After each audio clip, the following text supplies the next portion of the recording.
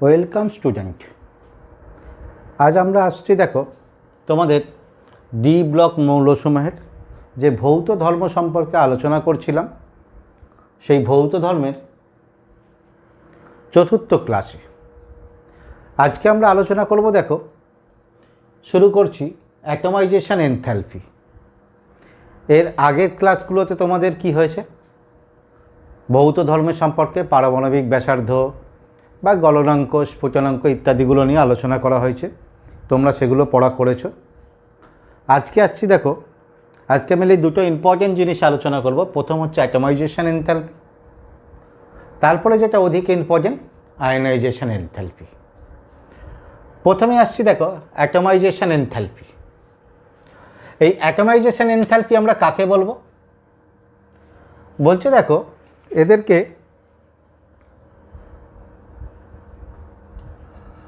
ধাতব ক্লাস বিভাজিত করে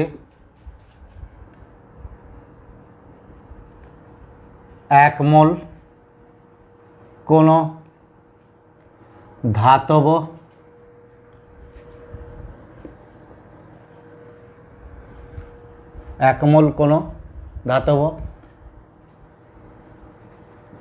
গ্যাসীয় পরমাণু উৎপন্ন করতে বা উৎপন্ন করলে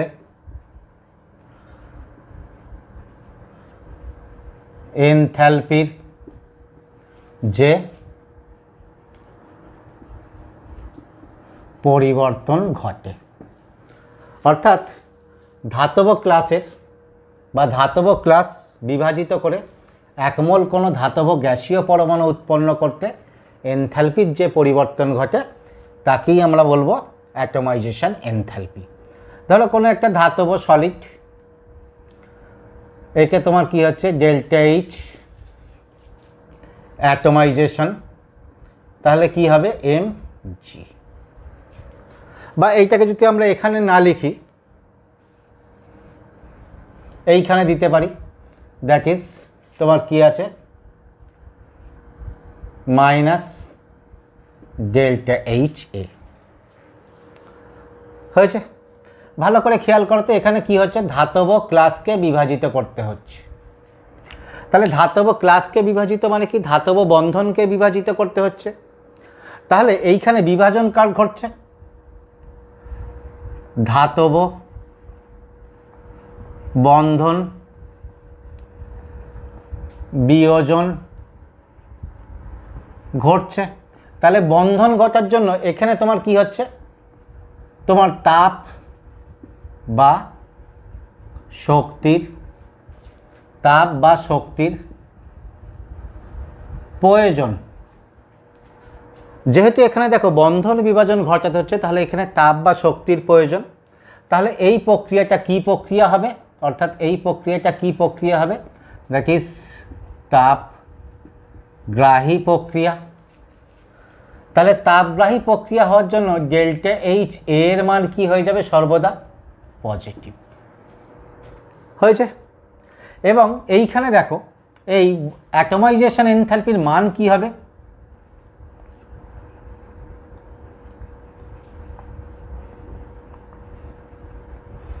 অ্যাটমাইজেশন এনথ্যালপি এটা কার সঙ্গে সমানুপাতি হবে বা কার সঙ্গে ব্যস্ত অনুপাতি হবে? ভালো করে শোনো, এখানে কি করা হচ্ছে, ধাতব ক্লাসের ধাতব বন্ধন বিয়োজন করা হচ্ছে, বিয়োজন করে গ্যাসীয় পরমাণু উৎপন্ন হচ্ছে। তাহলে প্রথমটা থেকে আমরা কি বলতে পারি, যে এটা সরাসরি তোমার কি আছে, ধাতব বন্ধন শক্তির সঙ্গে সমানুপাতিক।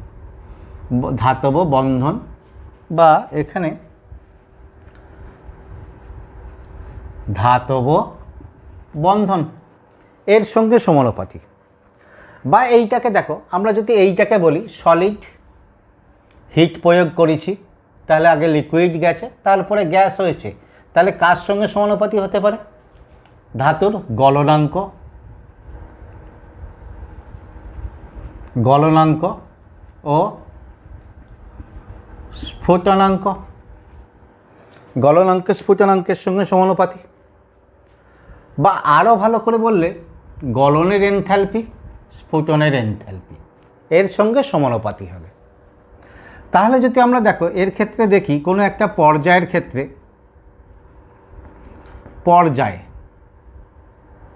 কি হবে, সর্বদা পর্যায়ে তোমার কি আছে, বাম দিক থেকে ডান দিকে। ভালো করে দেখো তো, বাম দিক থেকে ডান দিকে, এর আগে আমরা এইগুলো নিয়ে আলোচনা করেছি, ধাতব বন্ধন বা গলনাঙ্ক স্ফুটনাঙ্ক। বিশেষত দেখি গলনাঙ্ক স্ফুটনাঙ্ক দেখি, তাহলে আমরা কি দেখছিলাম, বাম দিক থেকে ডান দিকে কি হচ্ছে, পরমাণু ক্রমাঙ্ক বৃদ্ধির সঙ্গে গলনাঙ্ক স্ফুটনাঙ্ক বাড়ছে, মাঝামাঝি বা মধ্যবর্তী স্থানে সর্বোচ্চ মানে পৌঁছাচ্ছে, তারপরে হ্রাস পাচ্ছে।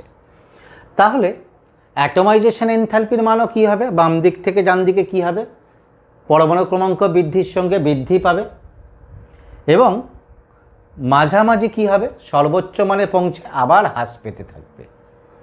তাহলে বাম দিক থেকে ডান দিকে কী হবে, পরমাণু ক্রমাঙ্ক বা জেড বললাম, জেড বৃদ্ধির সঙ্গে, জেড বৃদ্ধির সঙ্গে বৃদ্ধি পায়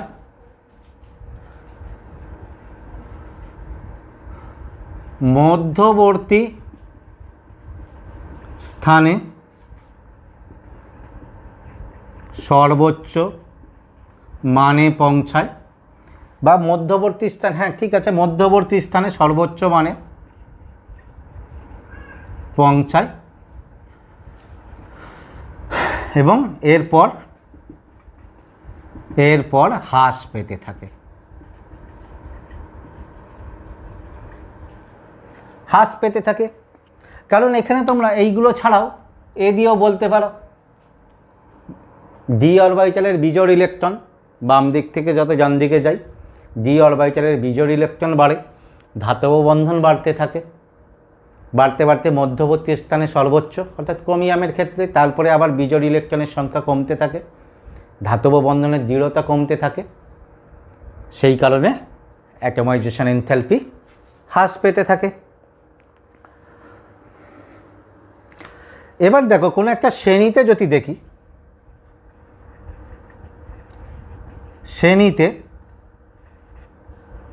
শ্রেণীতে কি হয়, এখানে দেখো 3D সারি, 4D সারি, 5D সারি, এই তিনটে সারি নিয়েই বেশি আলোচনা করেছি। তার মানে এটা কি হচ্ছে, উপর থেকে নিচে।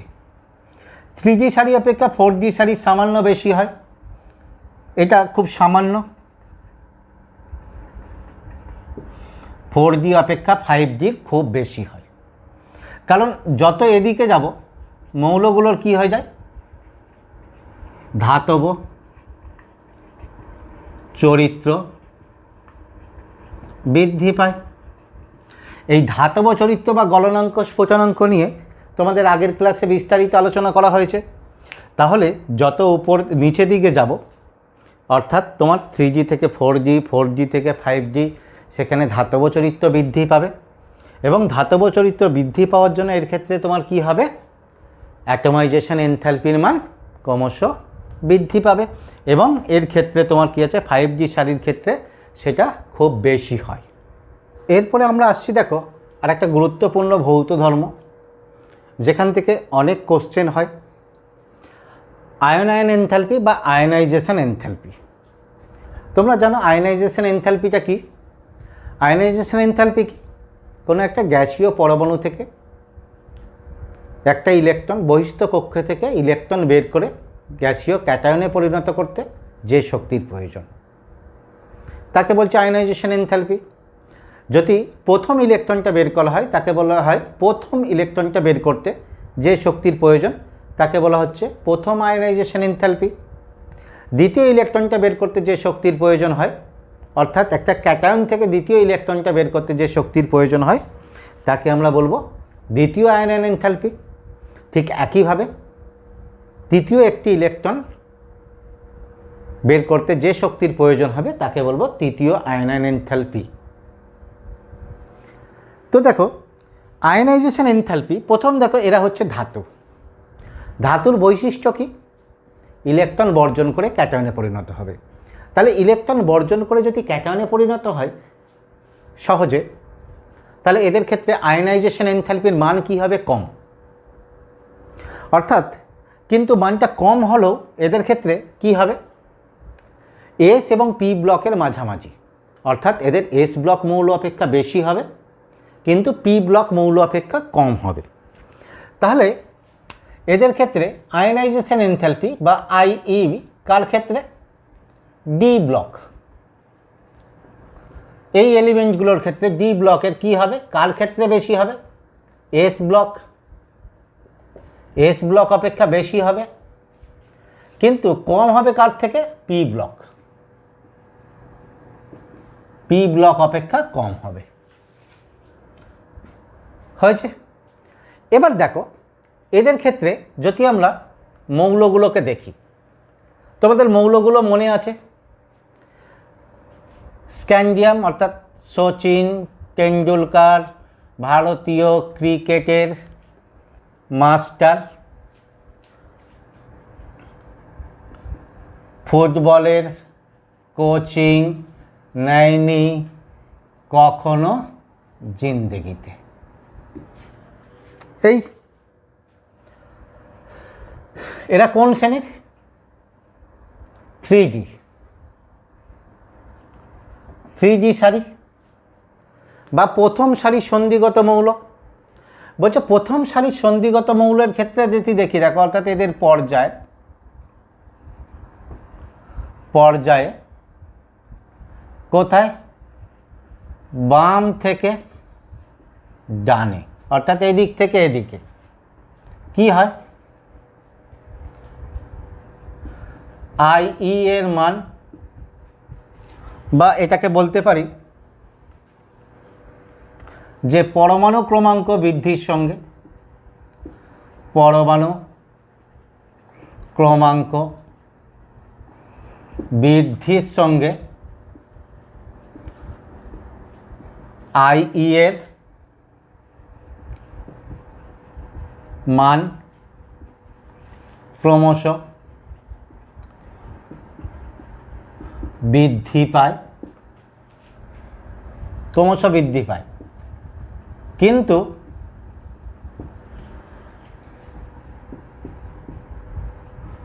বৃদ্ধির হার এস ও পি ব্লক অপেক্ষা কম হয়। তাহলে এখানে দেখো দুটো পার্ট আছে। একটা কি? পরমাণু ক্রমাঙ্ক বৃদ্ধির সঙ্গে আয়নাইজেশন এনথালপি কি হচ্ছে? ক্রমশ বৃদ্ধি পাচ্ছে। প্রথমে এই পার্টটা নিয়ে আলোচনা করে যাক। তোমরা জানো আইই অর্থাৎ ইলেকট্রন গ্রহণ এনথালপি এর মান কার ওপর নির্ভর করে? নিউক্লিয়াসের আধান। নিউক্লিয়াসের আধান অর্থাৎ নিউক্লিয়াসের আধান যত বেশি হবে বহিস্থ ইলেকট্রনের ওপর আকর্ষণ বল তত কি হবে? বেশি হবে। তাহলে এইটা তোমার কার সঙ্গে সমানুপাতিক? দ্যাট ইজ পরমাণু ক্রমাঙ্ক।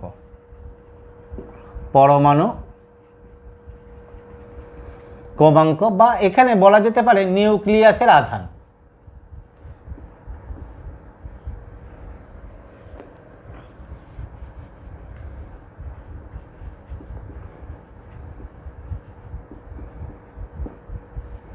নিউক্লিয়াসের আধান হয়েছে। আর কার ওপর নির্ভর করে? ব্যাসার্ধ। ব্যাসার্ধ যত বেড়ে যায় তত আইইর মান কম হতে থাকে, কারণ তত তোমার কি হয়? বহিস্থ ইলেকট্রনের ওপর আকর্ষণ বল হ্রাস পায়। অর্থাৎ ব্যাসার্ধ এর সঙ্গে ব্যস্তানুপাতি, এটা খুব ভালো করে মনে রাখবে। তাহলে আইইর মান কার ওপর নির্ভর করে? পরমাণু ক্রমাঙ্ক, অর্থাৎ পরমাণু ক্রমাঙ্ক বৃদ্ধি পেলে নিউক্লিয়াসের আকর্ষণ বল বৃদ্ধি পায়। বৃদ্ধি পেলে বহিস্থ ইলেকট্রনের উপর নিউক্লিয়াসের আকর্ষণ বল বৃদ্ধি পেলে সেই বহিস্থ ইলেকট্রনকে কি হচ্ছে পরমাণু থেকে বের করতে অধিক শক্তির প্রয়োজন হবে, ফলে ই বেশি হবে। আর কি হচ্ছে ব্যাসার্ধ, ব্যাসার্ধ যদি বেশি হয় বা বলতে পারি উল্টো ব্যাসার্ধ যদি কম হয় তাহলে কি হবে, বহিস্থ ইলেকট্রনের উপর নিউক্লিয়াসের আকর্ষণ বল বেশি হবে, আকর্ষণ বল বেশি হলে ইলেকট্রনকে বের করতে বেশি শক্তির প্রয়োজন হবে।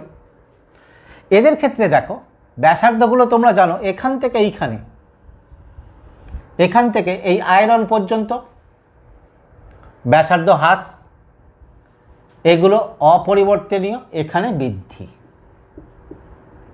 তাহলে এখানে বৃদ্ধি, এখানে হ্রাস, এখানে সমান, এইটা।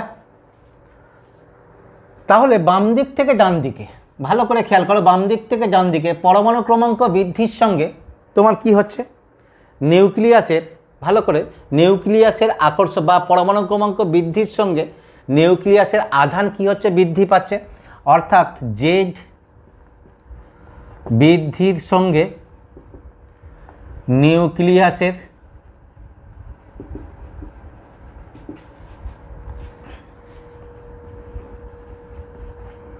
আধান বৃদ্ধি পায়। জেড বৃদ্ধির সঙ্গে নিউক্লিয়াসের আধান বৃদ্ধি পাচ্ছে, তাহলে নিউক্লিয়াসের আধান বৃদ্ধি পেলে কি হবে, ইলেকট্রন বা এই ইলেকট্রন বলছি আয়নাইজেশন এনথালপির মান কি হবে, উপরন্তু দেখো এই প্রভাবটাও রয়েছে ব্যাসার্ধের হ্রাস, তাহলে ব্যাসার্ধ হ্রাস পাচ্ছে। তাহলে এখানে তোমার কি হচ্ছে উপরন্তু কি হচ্ছে ব্যাসার্ধ হ্রাস, এর ফলস্বরূপ কি হবে, ফলস্বরূপ ইলেকট্রন গ্রহণ এনথালপি বৃদ্ধি পাবে। অর্থাৎ তাহলে পরমাণু ক্রমাঙ্ক বৃদ্ধির সঙ্গে এটা কি হচ্ছে আইইর মান ক্রমশ বৃদ্ধি পায়। কিসের জন্য আমরা দেখলাম, যত এদিক থেকে এদিকে যাচ্ছি পরমাণু ক্রমাঙ্ক বাড়ছে, নিউক্লিয়াসের আধান বাড়ছে, উপরন্তু ব্যাসার্ধ হ্রাস পাচ্ছে, ফলে আইইর মান বৃদ্ধি পাচ্ছে। এই পর্যন্ত ব্যাখ্যা করলাম। এরপরে দেখো যেটা সমান আছে তার ক্ষেত্রেও কি হবে, ব্যাসার্ধ সমান আছে কিন্তু নিউক্লিয়াসের আধান বৃদ্ধি পাচ্ছে, তাহলে এদের ক্ষেত্রেও তোমার কি হবে বৃদ্ধি পাবে। এবার দেখো এইটা কপারের ক্ষেত্রে ভালো করে খেয়াল করো, কপারের ক্ষেত্রে তোমার কি হয় বলছে, কপারের ক্ষেত্রেও এদিক থেকে এদিকে এই কপার পর্যন্ত আয়নাইজেশন এনথালপির মান তোমার কি হয়ে যায় বাড়ে, অর্থাৎ এই কপার পর্যন্ত আয়নাইজেশন এনথালপির মান বাড়ে। বলছে নিকেল থেকে কপারে ব্যাসার্ধের মান কিছুটা বেড়ে যায়, কিন্তু ব্যাসার্ধের মান যতটা বাড়ে তার অপেক্ষা নিউক্লিয়াসের আধান বৃদ্ধির প্রভাবটা বেশি হয়, সেই জন্য নিকেল থেকে কপারের ক্ষেত্রে আয়নাইজেশন এনথালপির মান বৃদ্ধি পায়। কিন্তু জিঙ্কের ক্ষেত্রে তোমার কি হচ্ছে, জিঙ্কের ক্ষেত্রে আয়তনের বৃদ্ধি তোমার কি হচ্ছে অধিক বেশি, তা সত্ত্বেও এর ক্ষেত্রে আয়নাইজেশন এনথালপির মান বেশি হয়, অর্থাৎ জিঙ্কের ব্যাসার্ধ অনেক বেশি হয়, তা সত্ত্বেও আয়নাইজেশন এনথালপির মান বেশি হয়, অর্থাৎ ক্রমশ বাড়তে থাকে। এইটা দেখো একটা খুব ভালো কোশ্চেন হয় যে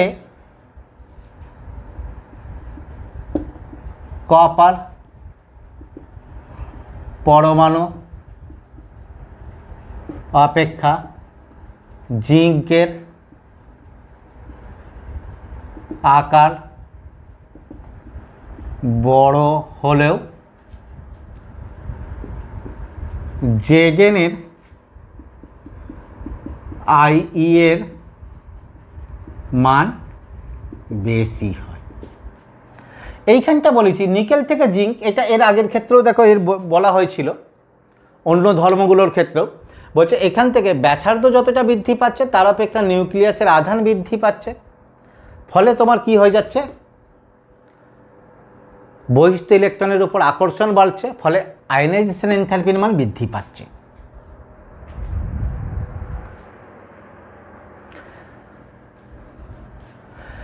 কিন্তু জিঙ্কের ক্ষেত্রে দেখো জিঙ্কের আকার অনেকটা বেড়ে যায়, এখানে জিঙ্কের আকার কপারের তুলনায় অনেকটাই বেড়ে যায়, তা সত্ত্বেও জিঙ্কের আকার কপার পরমাণু অপেক্ষা বেশি হলেও আয়নাইজেশন এনথালপির মানও তোমার কি হয়ে যায় জিঙ্কের ক্ষেত্রে বেশি হয়। এর মূল কারণ কি, এর মূল কারণ হলো যোজক কক্ষের ইলেকট্রন বিন্যাস।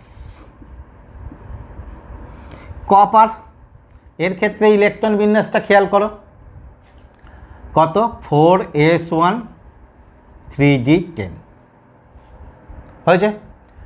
জেডেনের ক্ষেত্রে দেখো, জেডেনের ইলেকট্রন বিন্যাস কত 4s2 3d10।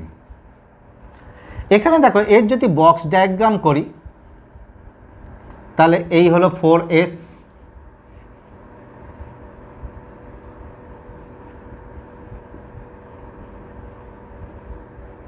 এইটা। কপারের ক্ষেত্রে দেখো 4s আছে অর্ধপূর্ণ, কিন্তু জিঙ্কের ক্ষেত্রে দেখো আউটার অরবিটাল 4s এবং 4d, এই 4s এবং 3d অর্থাৎ 4s 3d দুটোই সম্পূর্ণভাবে পূর্ণ, ফুলফিল অরবিটাল। ফলে এই ইলেকট্রন বিন্যাসটা কি, এই ইলেকট্রন বিন্যাসটা খুব সুস্থিত ইলেকট্রন বিন্যাস, সুস্থিত ইলেকট্রন বিন্যাস। তবে হ্যাঁ, এইটা কিন্তু বলছি IE1 অর্থাৎ প্রথম ইলেকট্রন নির্গত হওয়ার ক্ষেত্রে। এখানেও যেটা বলেছি দেখো IE1 প্রথম ইলেকট্রন নির্গত হওয়ার ক্ষেত্রে হয়েছে। তাহলে এই সুস্থিত ইলেকট্রন বিন্যাস হওয়ার জন্য এখান থেকে তোমার কি আছে, ইলেকট্রন নির্গত করতে অধিক শক্তির প্রয়োজন, বা ইলেকট্রন বের করতে অধিক শক্তির প্রয়োজন।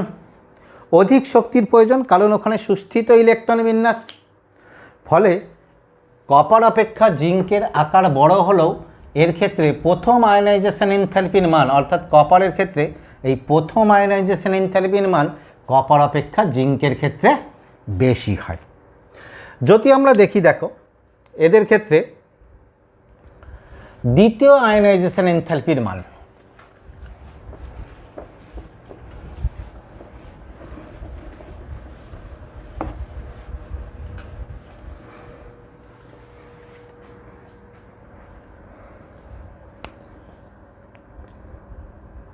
অর্থাৎ IE2 দ্বিতীয় আয়নাইজেশন এনথালপির মান, এর ক্ষেত্রে বাম দিক থেকে ডান দিকে কি হয়, বাম থেকে ডানে বৃদ্ধি পায়, কিন্তু ব্যতিক্রম সহ,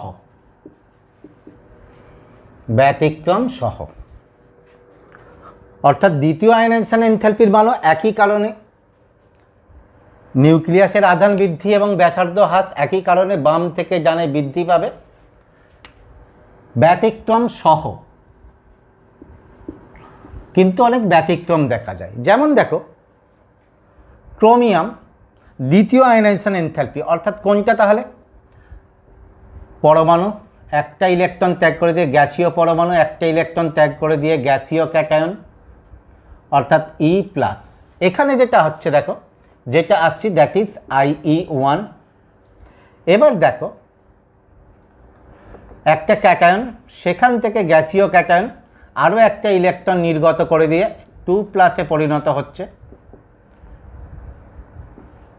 সেখানে কি আসছে IE2। যদি এই 2+ অর্থাৎ 2+ আরও একটা ইলেকট্রন ছেড়ে দিয়ে 3+ পরিণত হয়, সেখানে আসছি তোমার IE3। তাহলে এখন আমরা আলোচনা করছি এই IE2 দ্বিতীয় আয়নাইজেশন এনথালপির, অর্থাৎ ধাতব ক্যাটায়নের আয়নাইজেশন এনথালপি, একযোজী ক্যাটায়নের। এর ক্ষেত্রে দেখো প্রথমেই যে পয়েন্টটা আসে, যেটা এটা তো রইল, প্রথমে যে পয়েন্টটা আসে ক্রোমিয়াম, এর IE2 প্রতিবেশী মৌল অপেক্ষা বেশি, প্রতিবেশী মৌল অপেক্ষা বেশি। দেখো তো ক্রোমিয়াম ইলেকট্রন বিন্যাস কি, Cr কত 24, দ্যাট ইজ 4s1 3d5। তাহলে Cr+ এর ক্ষেত্রে কত হচ্ছে, S বেরিয়ে চলে যাচ্ছে 3d5। বক্স ডায়াগ্রাম দেখো,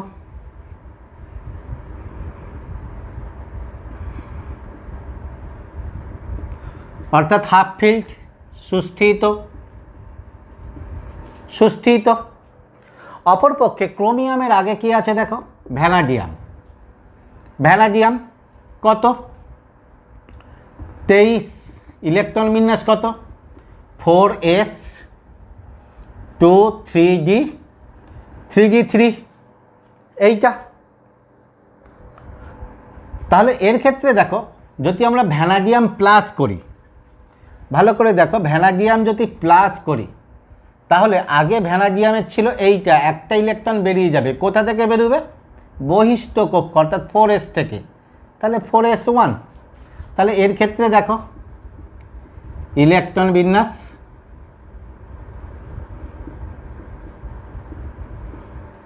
সুস্থিত নয়, বা এর পরে mn প্লাস।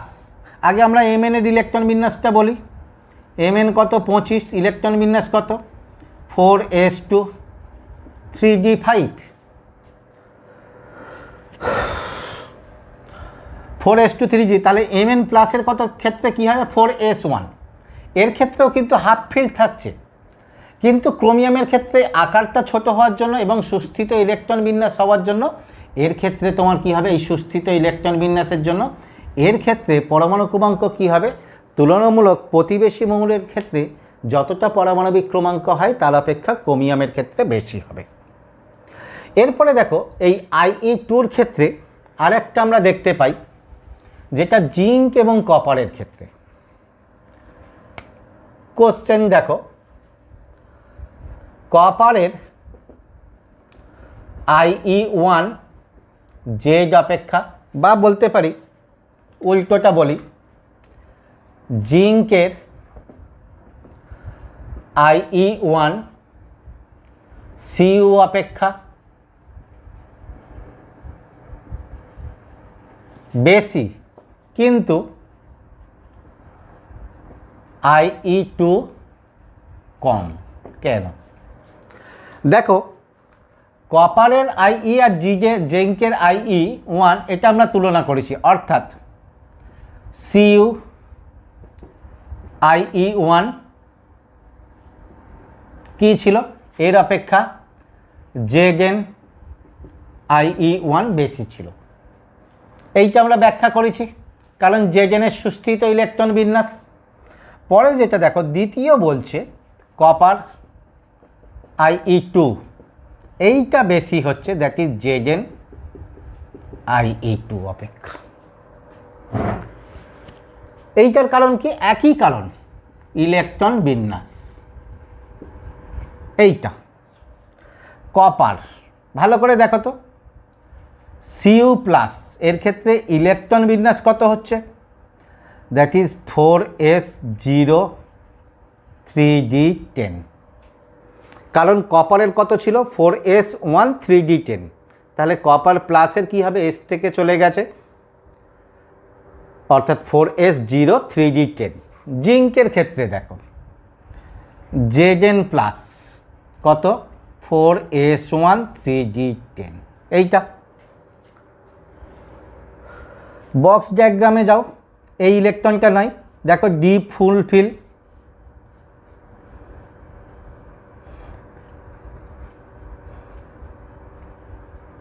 এইটা ডি ফুলফিল, সুস্থিত ইলেকট্রন বিন্যাস,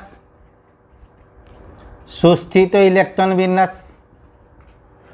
অপরপক্ষে দেখো কপারের ক্ষেত্রে, এই জিঙ্কের ক্ষেত্রে এসে একটা বিজোড় ইলেকট্রন রয়েছে, বিজোড় ইলেকট্রন রয়েছে, ডি এর মতোই ফুলফিল, বিজোড় ইলেকট্রন রয়েছে। তুলনামূলক বলা যেতে পারে যে জিঙ্ক যদি আরও একটা ইলেকট্রন বের করে দেয় তাহলে এর ন্যায় সুস্থিত ইলেকট্রন বিন্যাস পাবে। ভালো করে খেয়াল করো, এর ক্ষেত্রে 4s-এ একটা বিজোড় ইলেকট্রন আছে, এ যদি আরও একটা অর্থাৎ Zn প্লাস যদি আরও একটা ইলেকট্রন ছেড়ে দিয়ে Zn2 প্লাস হয়ে যায়, Zn2 প্লাস হয়ে গেলে সে কপারের ন্যায় 3d10 এইরূপ সুস্থিত ইলেকট্রন বিন্যাস বা পূর্ণ ইলেকট্রনযুক্ত উপকক্ষের সুস্থিত ইলেকট্রন বিন্যাস পাবে। এই কারণে Zn প্লাস কী করবে, সহজে ইলেকট্রন ছেড়ে দেবে, সহজে ইলেকট্রন ছেড়ে দেয়। কার অপেক্ষা? কার অপেক্ষা? কপার প্লাস অপেক্ষা। কারণ কপারের কি 3D ফুলফিল, সুস্থিত ইলেকট্রন বিন্যাস। তাহলে দেখো আমরা IE2-র ক্ষেত্রে এই দুটো জায়গার ক্ষেত্রে আমরা ব্যতিক্রম স্পষ্টভাবে লক্ষ্য করছি, একটা ক্রোমিয়ামের ক্ষেত্রে আর একটা কপার এবং জিঙ্কের ক্ষেত্রে। বা কখনো কখনো দেখো এই প্রশ্নটাও দিতে পারে যে কপারের ক্ষেত্রে IE2 এর মান প্রতিবেশী সদস্য অপেক্ষা বেশি, যেমন ক্রোমিয়ামের ক্ষেত্রে বলেছি। কারণ কি কপারের ক্ষেত্রে সুস্থিত ইলেকট্রন বিন্যাস, সুস্থিত ইলেকট্রন বিন্যাস হওয়ার জন্য এর ক্ষেত্রে তোমার কি হবে?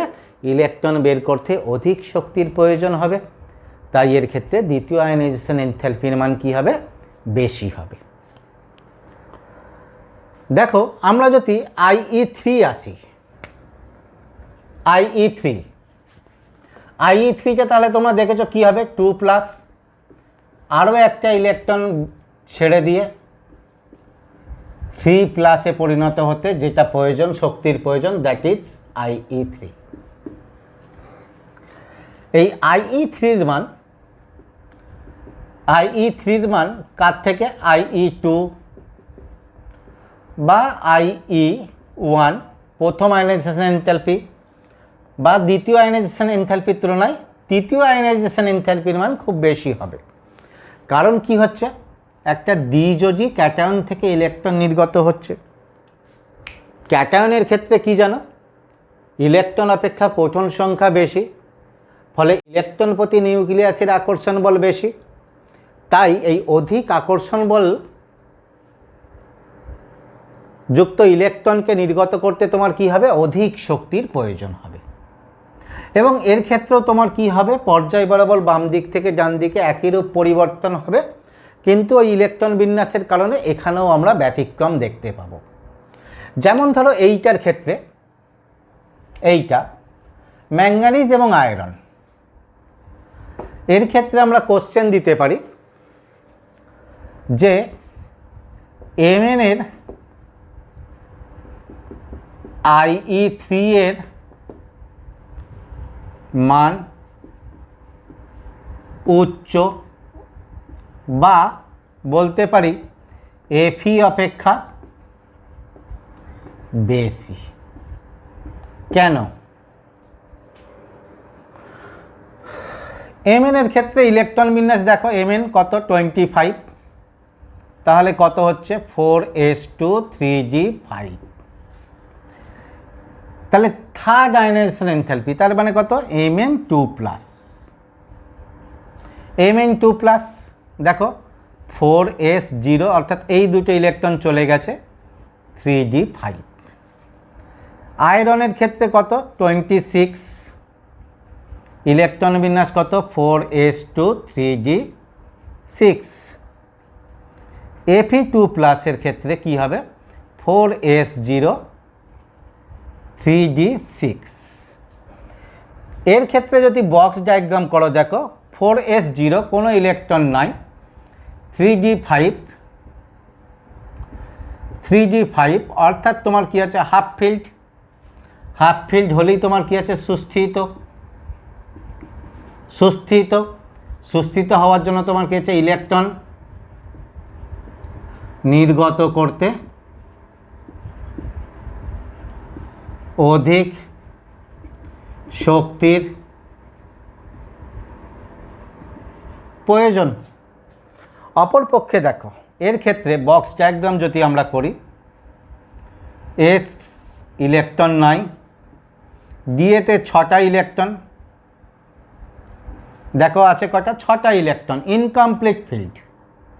তাহলে এটা কি হচ্ছে? সুস্থিত নয়, কারণ ইনকমপ্লিট ফিল্ড। তাহলে সহজে ইলেকট্রন ছেড়ে দেবে। বরং দেখো Fe2+ যদি আরও একটা ইলেকট্রন ছেড়ে দেয়, এই ইলেকট্রনটা বেরিয়ে যাবে, বেরিয়ে গিয়ে অর্থাৎ মাইনাস ইলেকট্রন করে দেয়, তাহলে এই ইলেকট্রন কাঠামো পেয়ে যাবে। অর্থাৎ Fe2+ একটি ইলেকট্রন ছেড়ে সুস্থিত কাঠামো পায়, সুস্থিত কাঠামো পায়। সুস্থিত কাঠামো পাওয়ার জন্য এ কী করবে? সহজে ইলেকট্রন ছাড়বে, সহজে ইলেকট্রন ছাড়বে। সহজে ইলেকট্রন ছাড়ার জন্য এই Mn2+ অর্থাৎ বা ম্যাঙ্গানিজ অপেক্ষা, কোথায় বললাম? ম্যাঙ্গানিজ অপেক্ষা আয়রনের ক্ষেত্রে Fe3 মান কী হবে? কম হবে, বা Fe অপেক্ষা Mn এর ক্ষেত্রে IE3 মান অনেক বেশি হবে। পরের কোশ্চেন দেখো, Zn এর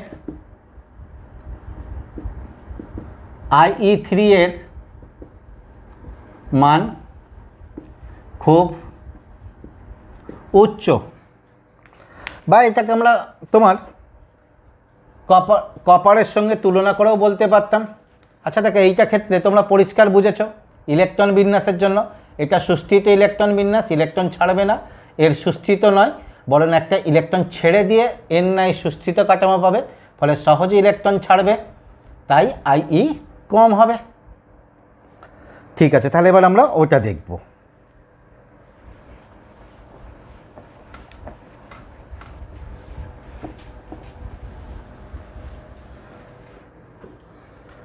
এর ক্ষেত্রে দেখো, এর ক্ষেত্রে IE-র মান খুব উচ্চ। কেন? Zn2+, ইলেকট্রন বিন্যাস কত হবে? দেখো শুধু Zn-এর কত? 4s2 3d10। Zn2+ এর কত? এই 4s বেরিয়ে চলে গেছে, তার মানে 4s এর 0, 3d10, তাহলে 3d কি হচ্ছে? ফুলফিল,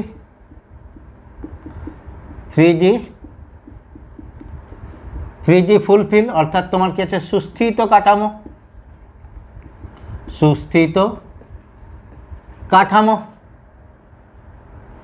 সুস্থিত ইলেকট্রন কাঠামো। ফলে এখান থেকে তোমার কি আছে? ইলেকট্রন বের করতে অধিক শক্তির প্রয়োজন হবে, তাই এর ক্ষেত্রে তোমার কি হবে? এর ক্ষেত্রে Zn এর ক্ষেত্রে অর্থাৎ IE3-র মান কি হবে? এর মান খুব উচ্চ হয়। এইটা অর্থাৎ এই সুস্থিত কাঠামো থেকে ইলেকট্রন বের করতে অধিক শক্তির প্রয়োজন হয়। এই IE3-র মান উচ্চ হওয়ার জন্য জিঙ্ক কখনো তোমার কি আছে? Zn3+ গঠন করে না, অর্থাৎ Zn2+ই তোমরা দেখেছো, কখনো তোমরা 3+ দেখোনি, কারণ 2+ এর ক্ষেত্রে আরও একটা ইলেকট্রন বর্জন করতে তোমার কী হবে? অধিক শক্তির প্রয়োজন হবে, বা IE3-র মান খুব উচ্চ হবে, সেই জন্যে Zn কখনো 3+ গঠন করে না। শুধু Zn-এর ক্ষেত্রে নয়, তো দেখলাম আমরা ইলেকট্রন বিন্যাস, এছাড়াও দেখো কপার 3+ বা নিকেল 3+, এগুলোরও গঠন হয় না। এদের ক্ষেত্রে ইলেকট্রন বিন্যাস নয়, কারণ কপারের ক্ষেত্রে কি হবে? এখান থেকে আরও একটা ইলেকট্রন থাকবে না, এই ইলেকট্রন বিন্যাস, তাহলে তো সুস্থিত নয়। তা সত্ত্বেও কপার 3+ গঠন করে না, কেন? বলছে দেখো এইখানে কপারের ক্ষেত্রে এই মৌলগুলোর তুলনায় দেখো কপার একদম ডান দিকে, পরমাণু ক্রমাঙ্ক বেশি, অর্থাৎ নিউক্লিয়াসের আধান বেশি। নিউক্লিয়াসের আধান খুব বেশি হয়ে যাওয়ার জন্য বহিস্থ ইলেকট্রনের অর্থাৎ কপার 2+ বহিস্থ নিউক্লিয়াস অর্থাৎ 3d9-এর ইলেকট্রনগুলোকেই খুব দৃঢ়ভাবে ধরে রাখে, এত দৃঢ়ভাবে ধরে রাখে যে ও পরবর্তী আরেকটা ইলেকট্রনকে কখনোই বর্জন করতে চায় না। অর্থাৎ 2+-এর ক্ষেত্রে বা নিকেল 2+-এর ক্ষেত্রেও বলবো, এই যে পরমাণু ক্রমাঙ্ক বেশি হয়ে যাওয়ার জন্য ইলেকট্রন প্রতি নিউক্লিয়াসের আকর্ষণ বলটা খুব বেশি হয়, ফলে ওরা তৃতীয় ইলেকট্রনটা কখনো বর্জন করে 3+ গঠন করে না। যদি আমরা শ্রেণীতে দেখি, দেখো তাহলে এইটা আমাদের পর্যায়ের পরিবর্তনটা দেখলাম। যদি শ্রেণীর পরিবর্তন দেখি, দেখো শ্রেণীতে আগের মতোই উপর থেকে নিচে, তাহলে কি 3d সারি, 4d সারি, 4d সারি। এখান থেকে দেখো শ্রেণীতে একটা আগে বলে দিই, উপর থেকে নিচে IE1 মান বৃদ্ধি পায়, যেটা তোমরা আদর্শ মৌলগুলোর ক্ষেত্রে পেয়েছিলে উল্টোটা। উপর থেকে নিচে তোমার কি হয়ে যায়, ব্যাসার্ধ বাড়তে থাকে। যদিও নিউক্লিয়াসের আধান বাড়ে, কিন্তু সেখানে ব্যাসার্ধ বৃদ্ধির প্রভাবটা এত বেশি হয়ে যায় যে উপর থেকে নিচে কি হয়ে যায়, IEর মান ক্রমশ কমতে থাকে। কিন্তু ডি ব্লকের মৌলগুলোর ক্ষেত্রে দেখো, আদর্শ মৌল অর্থাৎ sp তুলনায় বিপরীত, উপর থেকে নিচে এদের ক্ষেত্রে তোমার কি আছে, IE বৃদ্ধি পায়। তবে একটা জিনিস মনে রাখবে, এই যে বৃদ্ধিটা IE 3G অপেক্ষা 4G, এটা কিন্তু সব জায়গাতে সমানভাবে বৃদ্ধি পায় না। কোনো ক্ষেত্রে এরকমও দেখা গেছে এই 3G মৌলের ক্ষেত্রে IEটা, বা আমরা এখানে IE1ই বলছি, IEটা 4G অপেক্ষা বেশি হয়। অর্থাৎ বলা যেতে পারে কোনো কোনো ক্ষেত্রে এই ঘটনাও ঘটে। আচ্ছা, এইটা যখন বললাম তোমাদের একটা বলে দিই, তোমাদের সম্ভবত গলনাঙ্কে এরকম একটা ব্যাখ্যা দেওয়া হয়ে গেছে ভুলবশত বা বাই মিস্টেক, তোমরা সেটাকে কারেকশান করে নেবে।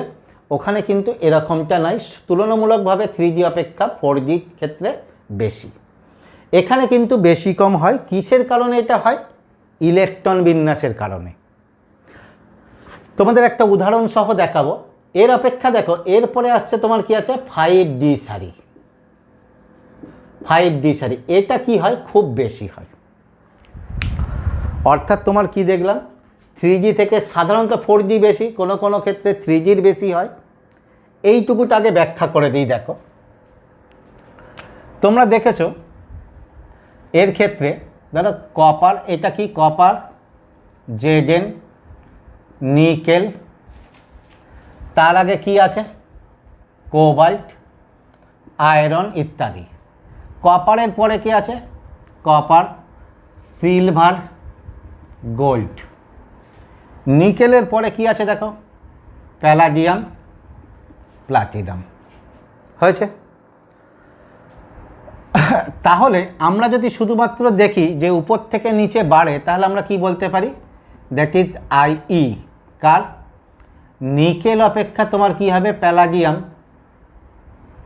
বেশি হবে। কিন্তু দেখো এইটার ক্ষেত্রে যদি দেখি, দ্যাট ইজ IE1, কপার অপেক্ষা সিলভার বেশি হওয়া উচিত, কিন্তু এটা হয় না, হয় কার, কপারের বেশি সিলভার অপেক্ষা। মেন কারণ দেখো এখানে ইলেকট্রন বিন্যাস। এর ক্ষেত্রে দেখো নিকেলের ক্ষেত্রে ইলেকট্রন বিন্যাস কত, 3D8 4s2। অপরপক্ষে দেখো প্যালাডিয়ামের ক্ষেত্রে ইলেকট্রন বিন্যাস দেখো, সেই ব্যতিক্রম ইলেকট্রন বিন্যাস কত, 4s0, এই 4 বলছি, 5s0 3d10। এই ব্যতিক্রমী ইলেকট্রন বিন্যাস তোমাদের একদম প্রথম ক্লাসে বলা হয়েছিল। ফলে এর ক্ষেত্রে দেখো সুস্থিত ইলেকট্রন বিন্যাস, তাই এটা বেশি হবে। অপরপক্ষে দেখো কপারের ক্ষেত্রে, কপার সিলভারের ক্ষেত্রে ইলেকট্রন বিন্যাস একই, অর্থাৎ কত, 3d10 4s1। এর ক্ষেত্রে কত, 4d10 5s1। ইলেকট্রন বিন্যাস একই বিন্যাস, কিন্তু কপার অপেক্ষা সিলভারের আকার বেশি হয়ে যাওয়ার জন্য এর ক্ষেত্রে তোমার কি হয়ে যাচ্ছে, কম। অর্থাৎ তাহলে আমরা কি দেখলাম, এইখানেই দেখো ব্যতিক্রম দেখলাম, এটা হচ্ছে এইটা বেশি, কিন্তু এক্ষেত্রে এইটা বেশি। অর্থাৎ দুই রকমই দেখা যায়। কিন্তু দেখো এইটা খুব বেশি হয়, অর্থাৎ তৃতীয় সারি সন্ধিগত মৌলগুলোর ক্ষেত্রে তোমার এইখানে তোমার কি হয়ে যায়, অনেক বেশি হয়, অনেক বেশি হয়। কিসের কারণে? এদের কারণ হচ্ছে ল্যান্থানাইড সংকোচন।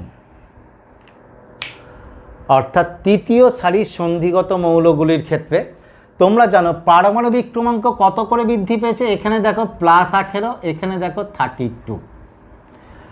ব্যাসার্ধ যখন আমরা আলোচনা করেছিলাম, ব্যাসার্ধের ক্লাসে যখন আলোচনা করেছিলাম, তোমাদের মনে আছে যে এই 3G অপেক্ষা 4Gর ব্যাসার্ধ বেশি, পরমাণু ক্রমাঙ্কও বেশি।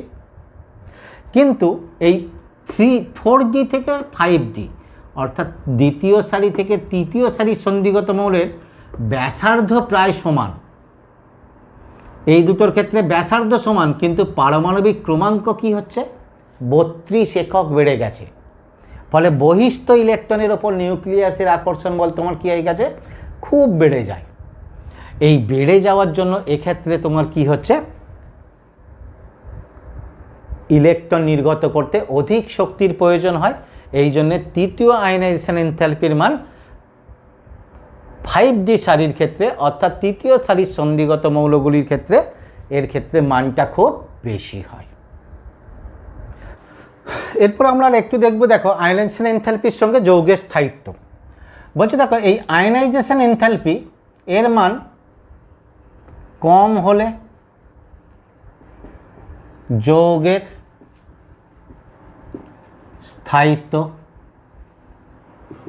বেশি হয়। একটা উদাহরণ সহ দেখো আমরা ব্যাখ্যা করব, যেটা নিকেল এবং প্লাটিনাম। নিকেলের ক্ষেত্রে দেখো IE1 প্লাস IE2 এর মানটা কত হয়, এর মানটা হচ্ছে 2490, এটা একক হচ্ছে তোমার কিলো জুল মোল ইনভার্স এককে। অপরপক্ষে সেইটাই দেখো প্লাটিনামের ক্ষেত্রে মানটা কত হচ্ছে, দ্যাট ইজ 2660। তাহলে এর ক্ষেত্রে দেখো নিকেলের ক্ষেত্রে এই মানটা কি হচ্ছে, কম।